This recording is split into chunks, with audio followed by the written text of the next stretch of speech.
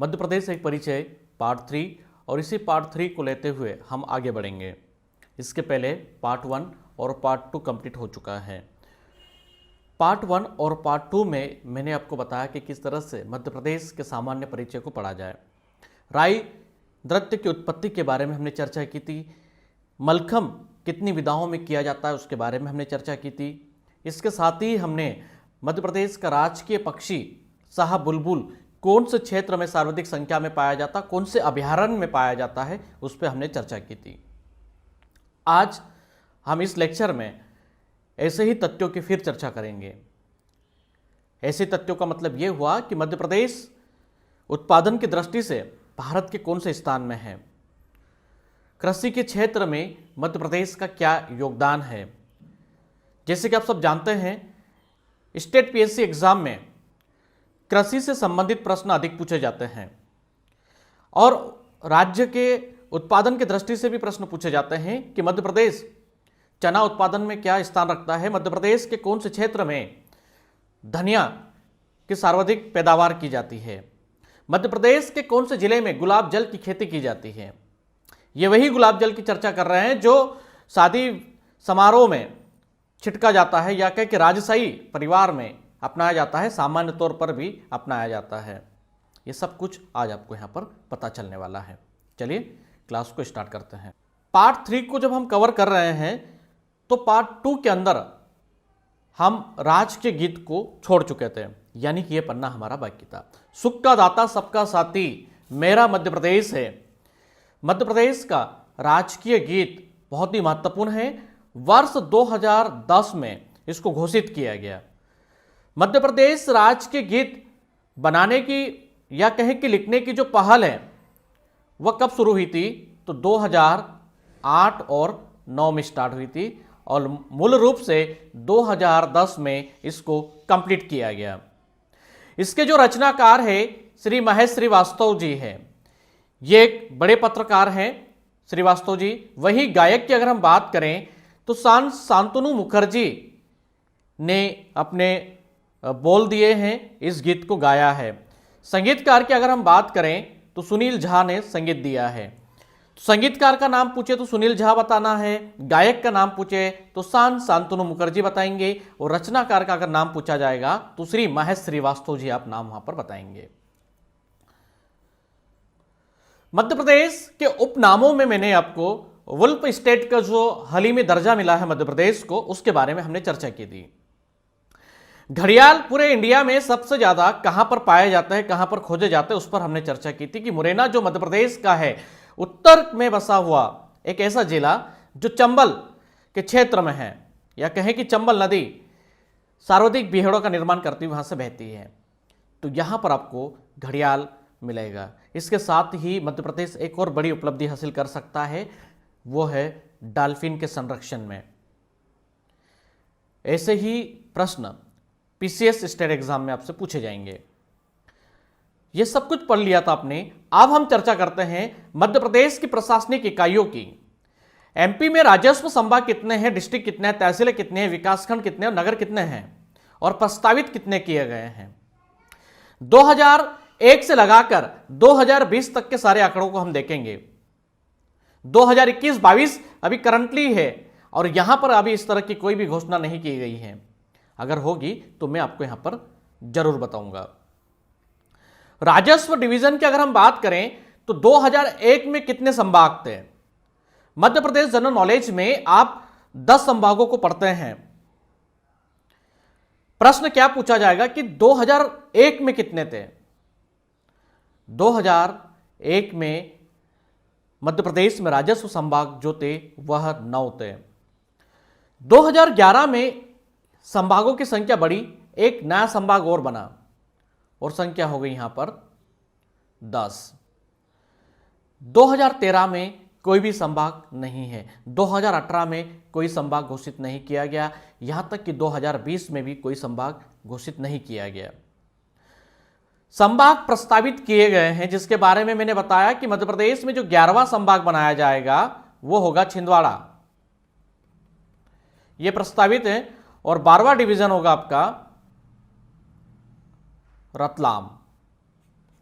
2 संभाग प्रस्तावित किए गए हैं।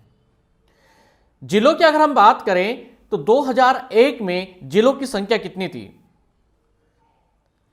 तो यहां पर आप आंसर करेंगे 45 जिले थे। 2011 में जिलों की संख्या हो गई 50। 2013 में एक नया जिला और बनता है अगरमालवा। याद रखना है, शाजापुर से एक सेपरेट डिस्ट्रिक्ट बनता है अगरमालवा। अगरमालवा,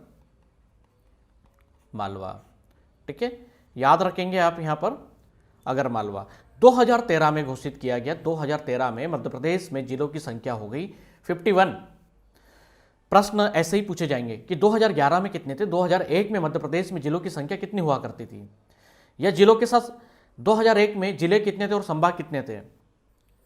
45 और 9, 50 और 9, ऐसे करके प्रश्न आपसे पूछे जाएंगे वहां पर।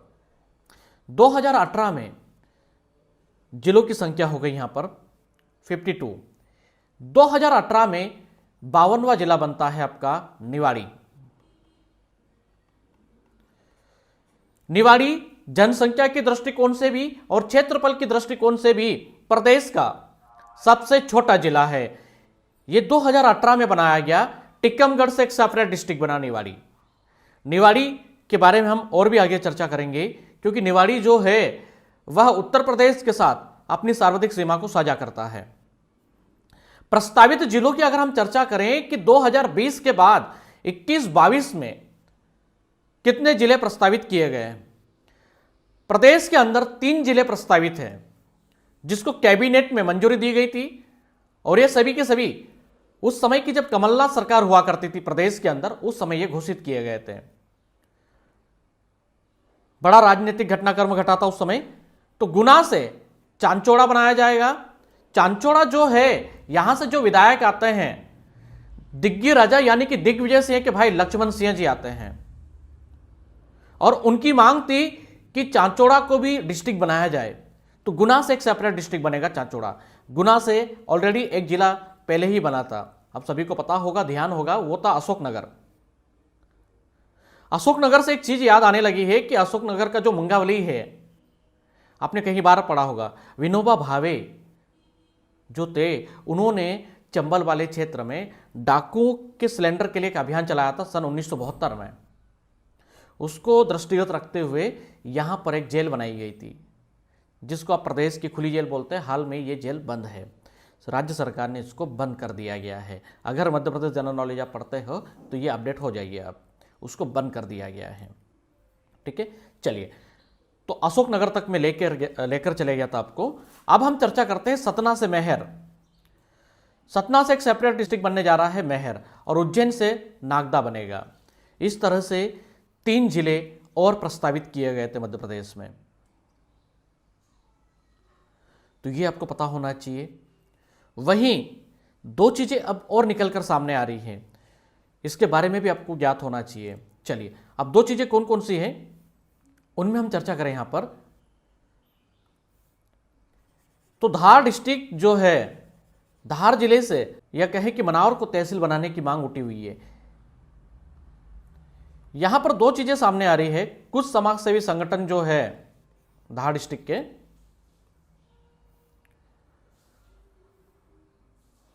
चलिए, धार से मनावर को जिला बनाया जाएगा।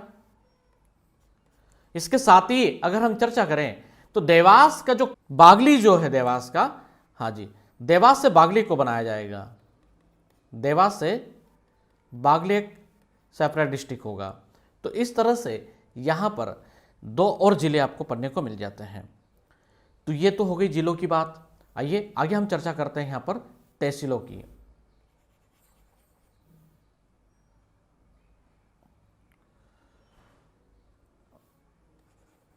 थोड़ा हम इसको हटा देते हैं यहां से। तो याद रखना है कौन सा जिला कब बना है, और जिलों की विशेषता पर हम आगे चर्चा करेंगे जब एक और कोर्स लॉन्च होगा ना, 52 डिस्ट्रिक्ट, तो वहाँ पर भी बहुत अच्छे से आप जिलों के अंदर वहाँ का आर्ट एंड कल्चर, हिस्ट्री, ठीक है, व्यक्ति विशेष सारी चीज़ें पढ़ पाएंगे। बट अभी यहाँ पर आप इतना पढ़ लीजिए, क्योंकि ये बहुत पर्याप्त है आप लोगों के लिए MPPSC एग्जाम को क्रैक करने के लिए। मध्य प्रदेश में तहसीलों की अगर हम चर्चा करें तो 2001 में 259 तहसीलें थी। 2011 में तहसीलों की जो संख्या है वो बढ़कर कितनी हो गई? 342। सन जरूर याद रखना है आपको। 2013 में कोई तहसीलें नहीं बनी, 2018 में भी तहसीलें नहीं बनी। 342 के बाद अब हम चर्चा करते हैं यहां पर कि 2019 में 424 तहसीलें हो जाती है प्रदेश के अंदर। इनमें अगर हम देखें तो 424 2019 में तहसीलों की संख्या फिर बढ़ जाती है। इसके साथ ही 10 नवंबर 2021 को भी मध्य प्रदेश में 3 तहसीलें प्रस्तावित की गई है। कहां से? मध्य प्रदेश कैबिनेट ने इसको मंजूरी प्रदान की है। 10 नवंबर 2021 को 4 तहसीलें प्रस्तावित की गई है। वो कौन कौन सी है चलिए मैं आपको बताता हूं। पहली बनेगी आपकी किल्लौद। पहली नहीं कह सकते, पहले आप पढ़ सकते हो कहें तो। किल्लौद कौन से डिस्ट्रिक्ट से इसको कौन से डिस्ट्रिक्ट के अंतर्गत आती है ये? तो ये है खंडवा डिस्ट्रिक्ट। दूसरी अगर हम बात करें तो मूंदी, ये भी खंडवा डिस्ट्रिक्ट, यानी कि खंडवा जिले से 2 तहसीलें बनाई जा रही हैं।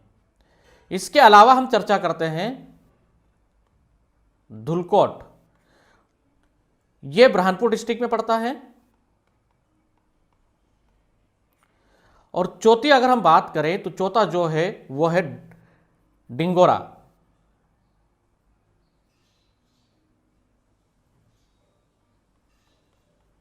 ये टीकमगढ़ से बनेगा, इसको एक तहसील बनाया जाएगा।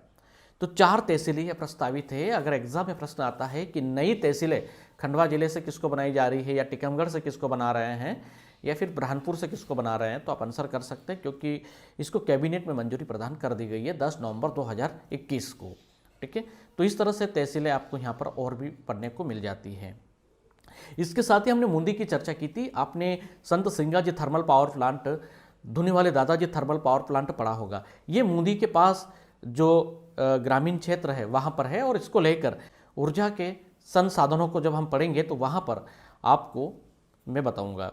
ठीक है, वहीं धुलकोट की बात कर ले। धुलकोट जो है यहाँ पर, या कहें कि इसके पास में एक प्रसिद्ध बंजारा समुदाय के बाबा का मेला लगता है, सेवा बाबा का मेला। तो उस पर भी जब हम मेले पढ़ेंगे तो वहाँ पर आपको पढ़ने को मिल जाएगा। ठीक है, अभी के लिए बस इतना समझिए आप लोग।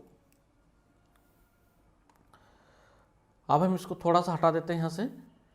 हमें क्या है कि अब विकासखंड पढ़ना है।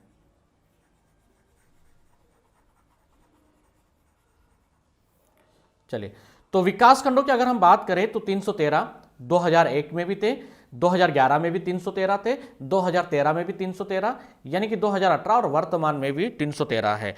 ये प्रश्न पूछे जाते हैं कि एसटी के कितने हैं, तो एसटी के कितने हैं? 89। 89 विकासखंड है। 2022 तक अब तक कोई परिवर्तन नहीं है। भारत का सबसे पिछड़ा विकासखंड या कहें कि ब्लॉक कौन सा है ऑल ओवर इंडिया का, जो कि हमारे मध्य प्रदेश में ही है, और कौन से जिले के अंतर्गत आता है वो? तो मैं चर्चा कर रहा हूं बड़वानी की। और बड़वानी जिले का पाटी जो है वो भारत का सबसे पिछड़ा विकासखंड है। पाटी भारत का सबसे पिछड़ा विकासखंड है, लिख लीजिएगा। इसके साथ ही ये डिस्ट्रिक्ट कौन सा पड़ता है इसका, तो क्या आंसर करोगे आप लोग? बड़वानी। यहीं से वन धन योजना की शुरुआत हुई थी।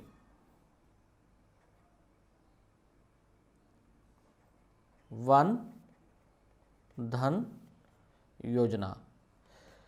वन धन योजना का उद्देश्य क्या था? इसका उद्देश्य यह था कि जो आदिवासी अंचली क्षेत्र है, इसके माध्यम से, इस योजना के माध्यम से उनको रोजगार दिलाया जाए और बुनकर का काम सिखाया जाए। तो ये योजना जो थी, इसकी शुरुआत जो हुई थी वो पार्टी से ही की गई थी। तो बस इतना याद रख लीजिएगा, यहां से प्रश्न आपको पूछे जा सकते हैं। नगर की बात करें तो 2001 में 394, 2011 में 476, 2013 में भी सेम 476 और वर्तमान में भी 476 नगर हमारे प्रदेश के अंदर है। तो ये थी प्रशासनिक इकाई, अभी आपकी खत्म नहीं हुई है। वही हमने बुरहानपुर की चर्चा की थी, तो बुरहानपुर में एक चीज और नोट कर लीजिए, करंट अफेयर है आपका, तो यहां पर अपडेट हो जाएगा। बुरहानपुर मध्य प्रदेश का एक ऐसा जिला बना है, हर घर जल जिला इसको घोषित किया गया है ना, हर घर जल जिला है ना। और अगर प्रश्न आ रहा है कि मध्य प्रदेश का कौन सा जिला हर घर जल जिला घोषित किया गया है, तो आप आंसर कर सकते हैं बुरहानपुर। बुरहानपुर में मार्च की जो शुरुआत थी, यानी कि मार्च के जब शुरुआत हुई तो उसी दरमियान हमने यहाँ पर बड़े पैमाने पर रिसर्च किया, यहाँ पर कुंडी भंडारा को हमने एक्सप्लोर किया था। ये सारी डिटेल्स जो है आपको वीडियोस के माध्यम से पढ़ने को मिल पा रही है। ओनली पीसीएस जो एक चैनल है वहाँ पर आप जाकर देख सकते हैं। राजस्व ग्राम की बात करें तो कितने हैं? 2011 के आंकड़ों में 53,738 राजस्व ग्रामीण क्षेत्र है। कई बार आपकी पुस्तकों में 55 और 54 का आंकड़ा भी दिखाया जाता है, ये पूरी तरह से फाइनल है। 53,738 मध्य प्रदेश में राजस्व ग्राम है। नगर निगम की अगर हम चर्चा करें 2019 और 20 में कितने हैं, तो नगर निगम जो है वो 18 है। 1 अक्टूबर 2018 को भिंड और दतिया को नगर पालिका की मंजूरी प्रदान की गई है। नगर पालिकाएं कितनी है प्रदेश में, तो 99। नगर परिषद कितने हैं, 293। आंकड़े याद रख लो बस। जनपद पंचायत कितने हैं, 313। जिला पंचायत कितने हैं, 51। जिले 52 और जिला पंचायत 51। सोच में पड़ गए तो 52 होना चाहिए, आप सोच रहे होंगे। निवाड़ी 2018 में बनाया गया था, और निवाड़ी जब डिस्ट्रिक्ट बना उसके बाद से प्रदेश के अंदर आप लगभग 6.5 साल कंप्लीट होने को है, और अभी तक त्रिस्तरीय व्यवस्था पे जो चुनाव होते हैं, यानी कि पंचायत चुनाव नहीं हुए। तो निवाड़ी का जो जिला पंचायत का काम है वह टीकमगढ़ से संचालित होता है, क्योंकि इसके लिए आपको भारतीय शासन प्रणाली के अंतर्गत मत देकर किसी को चुनना होता है। मत एक अधिकार का हक आपको प्राप्त है। जब इलेक्शन नहीं हुए तो उसके लिए अलग से कोई भी जिला पंचायत की सीट या कहें कि वहां पर कोई भी मोनित नहीं किया जा सकता है। जो अध्यक्ष होंगे या त्रिस्तरीय व्यवस्था जो है, जो टीकमगढ़ से उस समय की चल रही है, वही चल रही है अभी भी। वहां पर डिस्ट्रिक्ट अलग बन गया है, इसलिए बड़े अच्छे से इसको याद रखें। अगर वर्तमान में प्रश्न पूछा जा रहा है जब तक पंचायत चुनाव नहीं हुए, उसके पहले अगर ये प्रश्न आता है तो आप आंसर कर दीजिएगा 51। जब पंचायत चुनाव कंप्लीट हो जाएंगे तो आप 52 याद रख लीजिएगा, ठीक है। जोन आईजी पुलिस कितने हैं? 2019 और 20 के आंकड़ों में 11 है। रेंज डीआईजी पुलिस की कितनी है? तो ये 15 है। प्रदेश के अंदर पुलिस जिले एसपी कितने हैं? 52 है। अब इसके लिए निवाड़ी में प्रशासनिक व्यवस्था बनाए रखने के लिए, कानूनी व्यवस्था बनाए रखने के लिए तो ये तो किया गया है, क्योंकि इसके लिए कोई इलेक्शन तो करना नहीं पड़ेगा ना। कंट्रोल रूम कितने हैं? 2019 और 20 के आंकड़ों में 51 है। पुलिस उप संभाग कितने हैं? 185 है। पुलिस थाने प्रदेश के अंदर कितने हैं? 1117 है।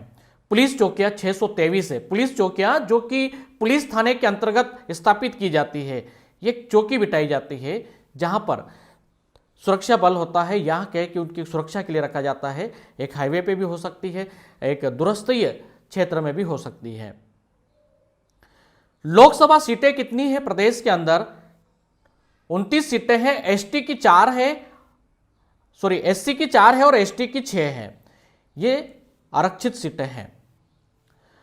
राज्यसभा की सीटें कितनी है प्रदेश के अंदर? 11 है। विधानसभा की सीटें कितनी है? 230 है।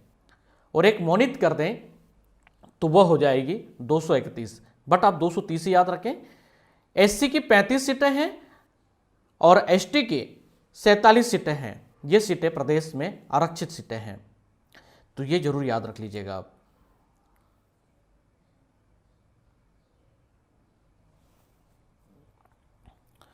मध्य प्रदेश में उच्च न्यायालय एवं खंडपीठ, आपने कई बार उच्च न्यायालय प्रदेश का कहां पर है, हाईकोर्ट कहां पर है मध्य प्रदेश का, तो आपने जबलपुर पढ़ा है। ये जो आप फोटो देख पा रहे हैं या कहें कि जबलपुर हाईकोर्ट आप जो आपको दिखाई दे रहा है, इसका डिजाइनर कौन था। अब बड़ा प्रश्न आप यहीं पर हम चर्चा करते हैं, क्योंकि डिजाइनर का नाम कभी भी पूछा जा सकता है, यानी कि इसका आर्किटेक्चर कौन था, वास्तुकार कौन था इस भवन का। हेनरी इरिवन जो थे वह इसके आर्किटेक्चर थे।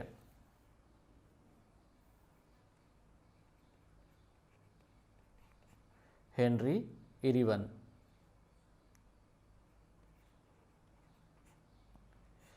इन्होंने इसको डिजाइन किया था। और ये जो बिल्डिंग है ये कब कंप्लीट हुई, यानी कि कब बनी, ये 1896 सॉरी 1890 में इस बिल्डिंग को बनाया गया। 1890 की अगर हम बात करें तो सीधी सी बात है कि यहां पर ब्रिटिश समय था, अंग्रेजों की राज सत्ता हुआ करती थी। हेनरी इरिवन उन्हीं अंग्रेजों में से एक थे, उस समय के सबसे बड़े वास्तुकार थे ये। इसका निर्माण किया। और इसके निर्माता कौन थे, किन्होंने इसका निर्माण करवाया, तो निर्माता की अगर हम बात करें तो प्रसिद्ध व्यापारी जो जबलपुर के थे गोकुल दास थे।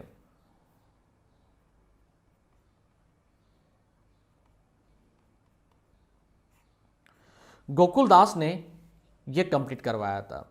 और गोकुल दास के पुत्र हुए जो एक साहित्यकार और एक स्वतंत्रता सेनानी भी हुए। हम चर्चा कर रहे हैं सेठ गोविंद दास सेकरिया की, वह इनके पुत्र थे। ठीक है, तो याद रखना है आप लोगों को।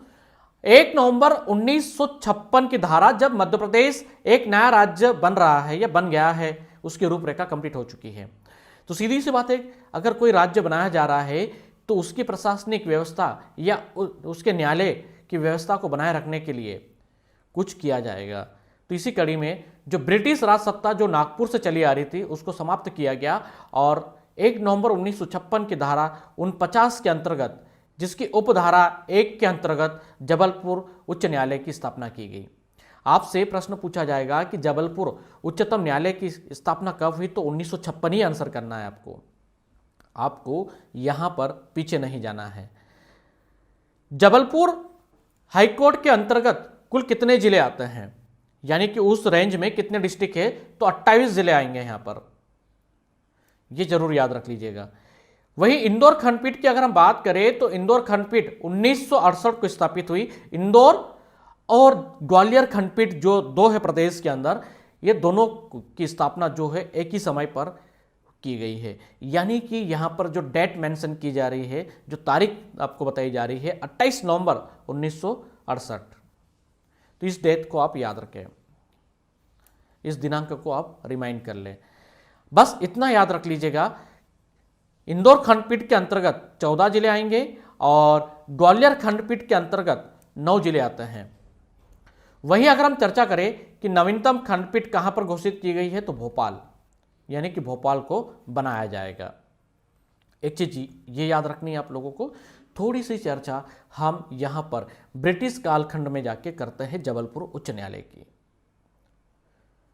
जब जॉर्ज पंचम जो सम्राट थे उस समय, वह 2 जनवरी 1936 को भारत शासन अधिनियम के द्वारा 1935 की धारा 108 के अंतर्गत उन्होंने लेटर्स पैटर्न को जारी किया। और इसके अंतर्गत सेंट्रल प्रोविंसेस एंड बरार जो था उसका उच्चतम न्यायालय स्थापित किया गया था नागपुर में।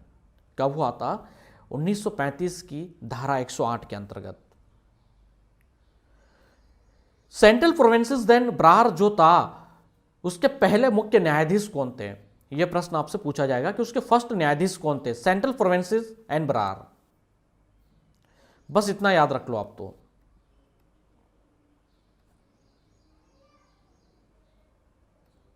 सेंट्रल प्रोविंसेस, ये प्रोफेसर नहीं है ना बेटा, चलो मैं लिख ही देता हूं, नहीं तब इसको प्रोफेसर समझ। सेंट्रल प्रोविंसेस एंड बरार, इसके पहले मुख्य न्यायाधीश कौन थे, फर्स्ट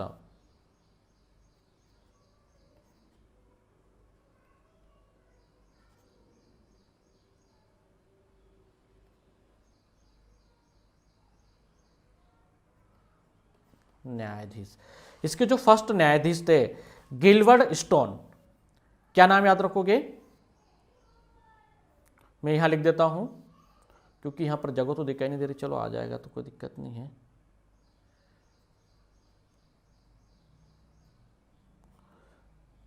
गिलबर्ट स्टोन, इसके बाद एक नाम यहाँ पे लिख दूँ, अगर मेरा वीडियो विजुअल आ रहा होगा तो आपको दिखाई नहीं देगा, है ना, तो ऊपर भी लिख देता हूँ गिलबर्ट स्टोन। यह सेंट्रल प्रोविंसेस एंड बार के पहले मुख्य न्यायाधीश थे। और जब अगर प्रश्न पूछा जाए कि भारतीय मुख्य न्यायाधीश कौन थे यहाँ के, तो एम ए हिदायतुल्ला नाम याद रखना है आपको, है ना। भारत में क्या याद रखोगे, भारतीय न्यायाधीश मुख्य कौन थे यहां पर, तो M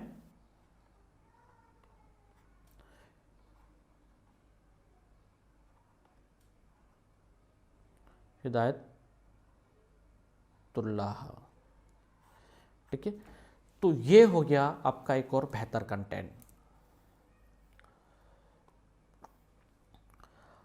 unique fact in Madhya Pradesh. Fact से प्रश्न पूछे जाते हैं और ये प्रश्न आते हैं। आइए अब हम यहां पर चर्चा करते हैं। देखिए, पुरुष साक्षरता की अगर हम बात कर लें, यहां पर पुरुष साक्षरता दर कितनी है प्रदेश के अंदर 2011 के फाइनल आंकड़े, तो वो है 80.5%,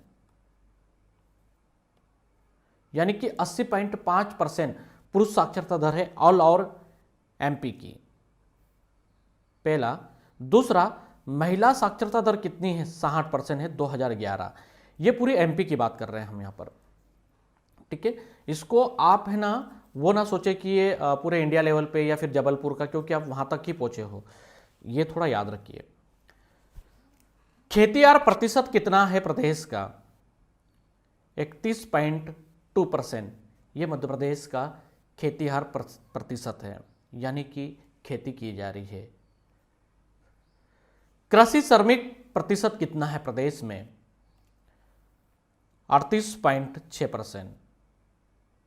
अच्छा खासा है, ठीक है। मध्य प्रदेश सूखा जिला सर्वाधिक कौन सा क्षेत्रफल के अंतर्गत। अगर आपसे प्रश्न आ रहा है कि प्रदेश का कौन सा जिला सर्वाधिक सूखा जिला है, तो आप क्या आंसर करेंगे, तो वो है सीधी। सीधी जो कि 10,350 वर्ग किलोमीटर के साथ प्रथम स्थान पर है। सीधी प्रदेश का सबसे ज्यादा सूखा जिला है, यह आपको याद रखना है। सीधी के बाद अन्य जिलों के क्रम भी आते हैं, बस आप इतना ही याद रख लीजिएगा, सीधी। इसके साथ ही अगर हम चर्चा करें यहां पर, उच्चतम वर्षा वाला जिला कौन सा है प्रदेश का। उच्चतम वर्षा वाला जिला जो है 2020 के आंकड़ों में मंडला है, 1270 मिलीमीटर वर्षा दर्ज की गई। तो उच्चतम वर्षा वाला जिला अगर पूछा जाए तो मंडला आंसर करना है आपको, अभी पंचमढ़ी नहीं जाना है।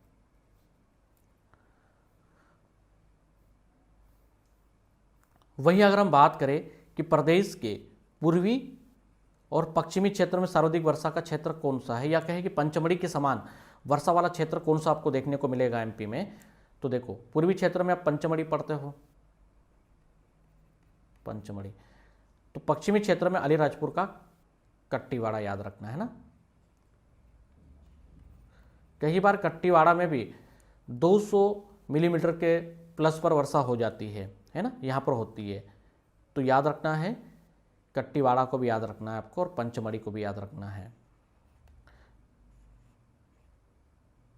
तो ये है मालवा का मिनी कश्मीर कट्टीवाड़ा, मालवा का मिनी कश्मीर। भारत का सर्वाधिक वनांचित राज्य है मध्य प्रदेश, और कितना क्षेत्रफल, भौगोलिक क्षेत्रफल का वन क्षेत्र प्रदेश में पड़ता है, 308252 ये मध्य प्रदेश का क्षेत्रफल है। और इसके क्षेत्रफल का कितना परसेंट वन आता है, तो 30.72%, ये आपको याद रखना है। प्रदेश का सर्वाधिक वनांचित राज्य कौन सा है, तो वह है मध्य प्रदेश, 30.72, यानी कि 30 10.72% का भाग वन क्षेत्र में पड़ता है हमारा। आपने सबसे कम वन व्रत वाले जिले पढ़े हैं, राइट। बट आपको यह भी पता होना चाहिए कि सबसे कम वन व्रत वाला जिला कौन सा है वर्तमान में। आप शाजापुर पढ़ते हैं, सबसे कम वन व्रत जो है वह उज्जैन में है। 0.59 आंकड़े आपके सामने रख दिए गए हैं। सबसे कम वन व्रत का जो प्रतिशत है वह उज्जैन में पाया जाता है, जबकि दूसरे नंबर पर आप शाजापुर है, और शाजापुर का कितना है तो 1.02% है। ये परसेंट भी आपको याद रखना है, ऐसा नहीं है कि इन परसेंट को आप भूल जाएं, ठीक है। तो परसेंट जरूर याद रखें बेटा आप। आज हम इस पूरे लेक्चर को कंप्लीट करेंगे, और यहाँ पर क्या है, फिर हम मध्य प्रदेश के अगले टॉपिक पे चर्चा करेंगे, है ना। चलो, तो ये हो गया आपका, ओके। तो आप उज्जैन याद रखेंगे, और दूसरे नंबर पर शाजापुर हो गया। मध्य प्रदेश का सबसे कम सिंचाई वाला जिला कौन सा है तो डिंडोरी याद रखना है। डिंडोरी 1.5% है। इसके अलावा प्रदेश में डिंडोरी के बाद अनूपपुर है, शहडोल है, मंडला है, अलीराजपुर है और सिंगरौली है, ठीक है। इन जिलों का परसेंटेज भी है, ऐसा नहीं कि नहीं है, बट सबसे कम वाला ही पूछा जा रहा है आपसे। प्रदेश में सबसे कम सिंचाई वाला डिस्ट्रिक्ट कौन सा है तो आप आंसर करेंगे डिंडोरी।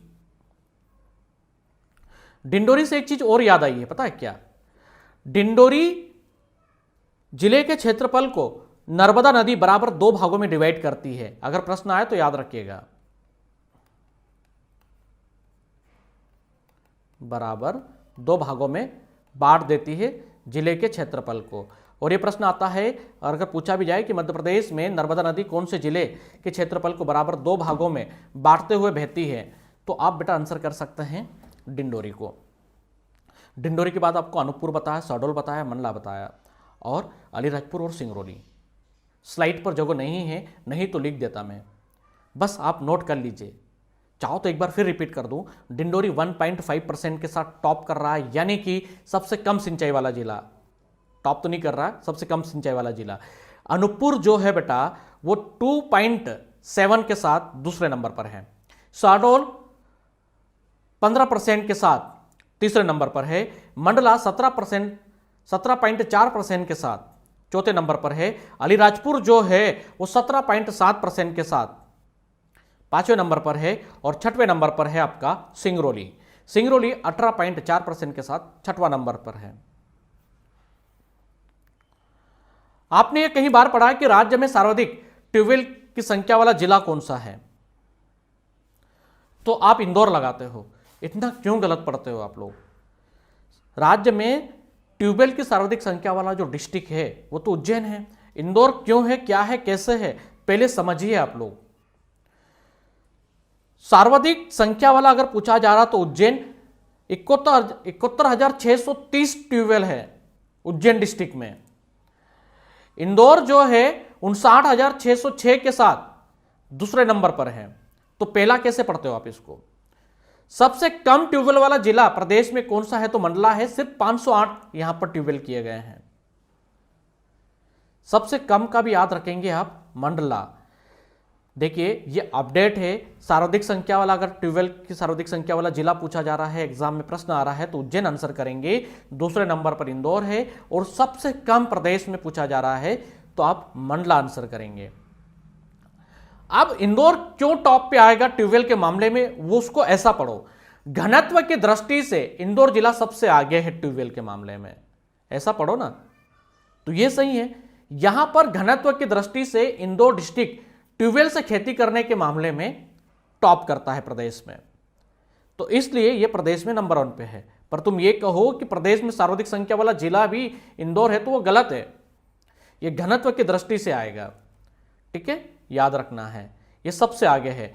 यहां पर शुद्ध बोए क्षेत्र के प्रति वर्ग किलोमीटर पर 23.8 पर ट्यूबवेल है, यानी कि जब प्रति वर्ग किलोमीटर आप चलेंगे तो वहां पर आपको ट्यूबवेल मिल जाएगा। और उस ट्यूबवेल से ऐसा नहीं कि खेती नहीं की जा रही है। इंदौर जिले में बड़े पैमाने पर आलू का उत्पादन किया जाता है। प्रदेश के अंदर सर्वाधिक आलू का प्रोडक्शन जो करता है वो इंदौर करता है। तो ये भी आपको पता होना चाहिए। चलिए अब हम चर्चा करते हैं तालाबों के द्वारा सिंचित सबसे अधिक क्षेत्रफल कौन से जिले में आपको मिलता है। आपने छतरपुर की एक वाटर प्रणाली को पढ़ा है, वहां पर एग्रीकल्चर एरिगेशन के लिए जो सेटअप बनाया गया था चंदेल डायनेस्टी के द्वारा, उससे आप अवगत है। वो उस समय था 9th and 10th सेंचुरी में। प्रेजेंट जो है वहां पर ये चीजें नहीं है, आप सारी चीजें डेवलप हो चुकी हैं। परमार राजवंश के समय से यहां पर भी तालाबों की संख्या थी, आज भी है। धार जो है वो 12.5 तालाबों के लिए जाना जाता है, क्योंकि धार पर भी मेरा रिसर्च हुआ है। इसकी सीरीज भी आपको ओनली पीसीएस पे देखने को मिलेगी, वहां पर आप देख लीजिएगा। यहां पर परमारों के द्वारा 12.5 तालाब बनाए गए थे, 12.5 तालाब। ये तालाब चंदेल प्रणाली की तरह ही थे। आप वर्तमान में हम चर्चा कर रहे हैं कि सर्वाधिक सिंचित क्षेत्रफल वाला तालाबों के द्वारा सबसे ज्यादा सिंचित क्षेत्र कौन सा है मध्य प्रदेश में, तो धार डिस्ट्रिक्ट का है। कितने हेक्टेयर पर है, तो 32,801 हेक्टेयर पर है। इसके बाद हम चर्चा करें, दूसरे नंबर पर आता है आपका बालाघाट, इसी कड़ी में है ना। सेकंड का भी याद रख लीजिएगा, बालाघाट कितना है, 22,893 है। शुद्ध सिंचित क्षेत्र तालाबों के द्वारा, शुद्ध सिंचित क्षेत्र तालाबों के द्वारा सिंचित क्षेत्र के हिस्से की दृष्टि से झाबुआ प्रदेश के अंदर टॉप पर है 20.3% के साथ। और झाबुआ इसलिए टॉप करता है कि झाबुआ जिला जो है जल संवर्धन की नीति से मध्य प्रदेश में टॉप करता है, तो इसीलिए ये टॉप पर है। यहां पर क्या होता है, हाथी पावा एक पहाड़ी है झाबुआ के पास में, वहां पर आदिवासियों के द्वारा एक रिकॉल की जाती है। जब पानी वगैरह नहीं गिरता है तो वहां वृक्षारोपण किया जाता है, जिसको हलमा कहा जाता है। तो झाबुआ ने ये बड़ी उपलब्धि हासिल की है। जब मैं आपको भील जनजाति के बारे में बताऊंगा तो वहां पर आप काफी अच्छे से और समझ पाएंगे। ठीक है, अभी के लिए बस इतना याद रखना कि तालाबों के द्वारा सिंचित सबसे अधिक क्षेत्रफल में कौन सा जिला है, धार, सेकंड पर बालाघाट है। शुद्ध सिंचित क्षेत्र तालाबों के द्वारा हिस्से की दृष्टि से कौन सा जिला टॉप पर है प्रदेश में, तो झाबुआ है। चूना उत्पादन में सतना डिस्ट्रिक्ट टॉप पर है, जबकि कटनी जो है वो दूसरे नंबर पर है। यह याद रखना है कि चूना उत्पादन की दृष्टि से सतना जो है वो टॉप पर है और कटनी जो है वो सेकंड नंबर पे है। सीएम हेल्पलाइन में छिंदवाड़ा जिला टॉप पर है। सीएम हेल्पलाइन इसलिए मैं आपको बता रहा हूं क्योंकि इसका प्रयोग हर कोई करता है, हर किसी को समस्या का समाधान की हेल्प के लिए ये लाइन दी गई है, जिसको सीएम हेल्पलाइन कहते हैं। तो छिंदवाड़ा जिला इसके निराकरण में प्रदेश के अंदर नंबर 1 पर है। तो ये याद रख लीजिएगा, यहां से प्रश्न आपको पूछे जाएंगे। कटनी जिले का एक फैक्ट बता देता हूं आपको। कटनी जिले को वारडोली के नाम से भी जाना जाता है। जब जंगल सत्याग्रह हो रहा था, उसके साथ चरू आंदोलन भी चला था। पंडित मोतीलाल नेहरू जब कटनी रेलवे स्टेशन पे पहुंचते हैं तो उनका वेलकम किया जाता है बड़ी संख्या में। तो उससे प्रभावित होते हुए पंडित मोतीलाल नेहरू ने कहा था कि सच में कटनी आज वारडोली बन चुका है। तो कटनी को वारडोली की जो टाइटल या कहें कि वारडोली की जो उपाधि दी गई थी वो पंडित मोतीलाल नेहरू के द्वारा दी गई थी। तो कटनी को हम वारडोली कहते हैं, ये भी आपको याद रखना है। दूसरा, कटनी के बारे में आपने कई बार पढ़ा होगा कि स्टोन पार्क या स्टोन नगरी, मध्य प्रदेश के पत्थरों की नगरी। कटनी जो है वो बहुत ही प्रसिद्ध है स्टोन आर्ट के मामले में, है ना। तो बस इतना याद रख लीजिएगा।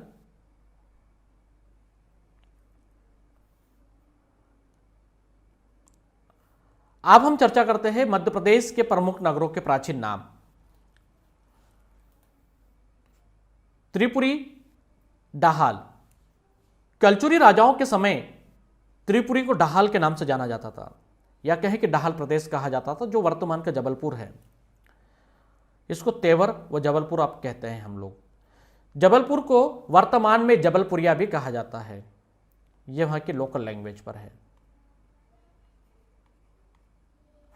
और यहां से मानव आकृति का एक डायनासोर का कंकाल खोजा गया, उसका नाम भी जबलपुरिया ही रखा गया था। लोकल लैंग्वेज में आज भी जबलपुरिया चलता है। अब जबलपुर जब भी जाएं, किसी या उस क्षेत्र में किसी से पूछे कहाँ जा रहा है, जबलपुरिया, ये आज भी वहां पर बोला जाता है बघेली लैंग्वेज में। महिष्मती की अगर हम बात करें तो महिष्मती मध्य प्रदेश के अंदर 3 है, मानधाता, महेश्वर और मंडला। कनिंगम जो महिष्मती मानते हैं वो मंडला को मानते हैं।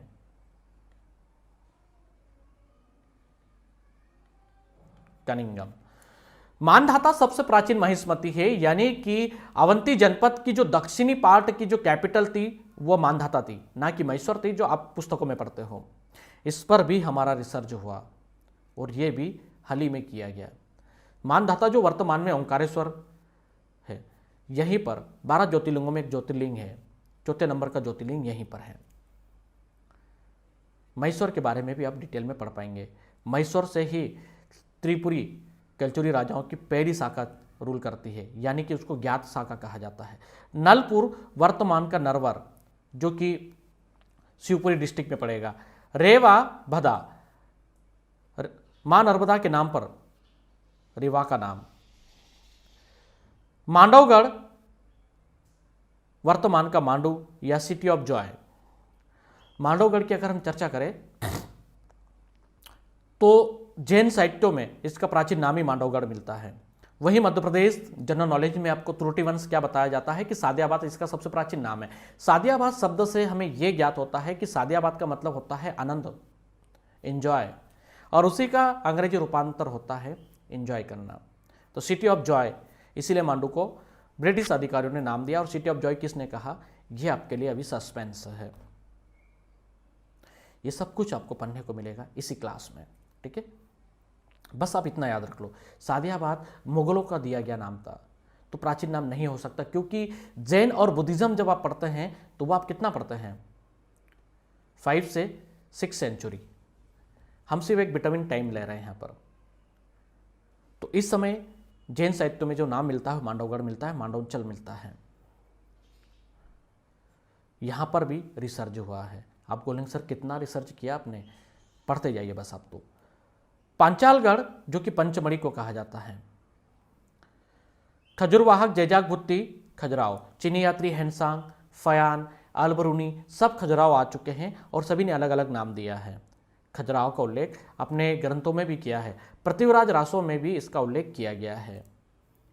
इंद्रपुर, इंदौर, राजपूत राजवंश के जो राजा थे इंद्रतृत्य के नाम पर इसका नामकरण होता है।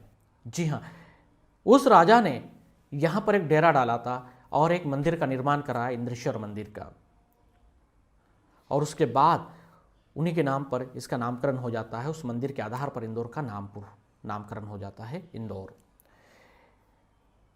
एरिकिन, ये एरन है जो सागर में पड़ता है, गुप्त राजाओं का सौभग नगर यानी कि समुद्रगुप्त का। वत्स किसको कहा जाता, ग्वालियर बुंदेलखंड का क्षेत्र। अनूप पूर्वी निमाड़ को कहा जाता है खंडवा। तुड़ीकर दमोह क्षेत्र है। शाहजहांपुर शाजापुर है। शाजापुर का प्रश्न पूछा गया था कि कौन सी नदी के किनारे पर है, तो चिल्लर नदी, रिवर साइड याद रखना है आपको, ठीक है। निजामत, ये मशरिक किसको कहते हैं, सीहोर को कहते हैं। मुंडवाड़ा, कटनी और वालडोली की संज्ञा आपको बता दी है। दिलीप नगर, दतिया को, बुद्ध निवासनी, बुधनी को, भोपाल या भोजताल, भोपाल को कहा जाता है। विशवपुरी, सोहागपुर को, पीरन, धार। धार में मुगल शासकों के समय पर सूफी संत फकीर यहाँ पर आकर बड़ी संख्या में बसे, तो इस वजह से इसका नाम पीरन है, ये धार भी हुआ। तो धार को प्राचीन नाम में पीरन भी इसका मिलता है और धारा नगरी के नाम से भी ये उल्लेखित है। काकनाथ, ये सांची का एक प्राचीन नाम है। इसके अलावा C4 अंग्रेजों का दिया गया नाम ये है सीहोर, तो सीहोर को C4 भी कहा गया है ना। तो C4 ये जो कोड वर्ड है कौन से जिले के लिए है, तो वह है सीहोर के लिए, और इसी से हो गया सीहोर। मध्य प्रदेश के प्रथम और वर्तमान व्यक्ति की अगर हम चर्चा करें तो यह महत्वपूर्ण है। राज्यपाल कौन थे प्रदेश के प्रथम? Doctor B Pattabhi Sitaramayya. और वर्तमान में कौन है यह भी आपको याद रखना होगा। पहले जो फर्स्ट थे और प्रेजेंट में कौन है तो श्री मंगूभाई पटेल। महिला राज्यपाल कौन है जो प्रदेश की प्रथम थी? सुश्री सरला ग्रेवाल थी। वर्तमान में प्रदेश के अंदर महिला राज्यपाल नहीं है, क्योंकि राज्यपाल मैं आपको अभी यहां पर बता चुका हूं। मुख्यमंत्री पंडित रविशंकर शुक्ल जी थे, और पंडित रविशंकर शुक्ल का जो जन्म हुआ था वह सागर जिले में हुआ था। वर्तमान में श्री शिवराज सिंह चौहान जी प्रदेश के मुखिया हैं। आदिवासी महिला राज्यपाल कौन थी प्रदेश की जो प्रथम थी? उर्मिला सिंह हिमाचल प्रदेश में बनी। जी हां, यहां पर नहीं, हिमाचल प्रदेश में। आदिवासी महिला राज्यपाल जो हिमाचल में भी राज्यपाल रही, जो प्रदेश से थी, तो उर्मिला सिंह हिमाचल प्रदेश। महिला मुख्यमंत्री कौन थी? सुश्री उमा भारती। इनका गृह जिला है टीकमगढ़। मुख्य न्यायाधीश एम ए हिदायतुल्ला प्रदेश के प्रथम, और वर्तमान में श्री रवि मलिमठ ये वर्तमान में है, तो ये भी आपको याद रखना है। महिला मुख्य न्यायाधीश प्रदेश की प्रथम श्रीमती सरोजनी सक्सेना। प्रदेश के प्रथम सभापति पद के साथ सभापति फर्स्ट कुंजीलाल दुबे जी। वर्तमान में कौन है? श्री गिरीश गौतम जी। सूचना आयुक्त प्रदेश के टी एन श्रीवास्तव, और वर्तमान में श्री ए के शुक्ला जी हैं। वर्तमान और फर्स्ट इन सभी को आप याद रख लीजिएगा, क्योंकि प्रेजेंट में भी पूछ लिया जाएगा कि चलिए बताइए कि मुख्य न्यायाधीश वर्तमान में कौन है, तो श्री रवि मलिक। प्रदेश के प्रथम कौन थे? तो एम ए हिदायतुल्ला, जिनके बारे में हमने थोड़ी देर पहले चर्चा की थी। मुख्य सचिव की अगर हम बात करें तो एच एस कामत प्रदेश के मुख्य सचिव है, जो फर्स्ट थे। वर्तमान में श्री सुधीर रंजन मोहंती वर्तमान में प्रेजेंट में है अभी, है ना। तो पहले कौन थे? तो एच एस कामत थे। और प्रदेश की मुख्यमंत्री वाला बहुत हाईलाइट कर रहा हूं बार बार, है ना। आदिवासी महिला राज्यपाल मध्य प्रदेश की कौन सी आदिवासी महिला थी जो हिमाचल प्रदेश के राज्यपाल भी रही है ना? तो उर्मिला सिंह। विधानसभा उपाध्यक्ष कौन थे प्रदेश के प्रथम? श्री विष्णु विनायक सरवटे जी, ये प्रदेश के प्रथम विधानसभा उपाध्यक्ष थे। वर्तमान में कौन है? तो श्री मुकेश चौधरी जी हैं प्रेजेंट में। विपक्ष के नेता कौन थे प्रदेश के प्रथम? तो श्री विष्णुनाथ तामस्कर जी, ये फर्स्ट थे। वर्तमान में श्री कमलनाथ जी है प्रेजेंट में। गैर कांग्रेसी मुख्यमंत्री कौन से थे प्रदेश के? तो कैलाश जोशी जी थे। अभी वर्तमान में निरंक है, नहीं है। महिला मुख्य सचिव निर्मला बूच, और पहली आईपीएस महिला प्रदेश की निर्मला बूच थी। फर्स्ट और प्रेजेंट जो है वो आपको याद रखना है, ठीक है। महाअधिवक्ता जो प्रदेश के प्रथम थे श्री एम अधिकारी थे। प्रेजेंट में श्री प्रशांत सिंह जी हैं।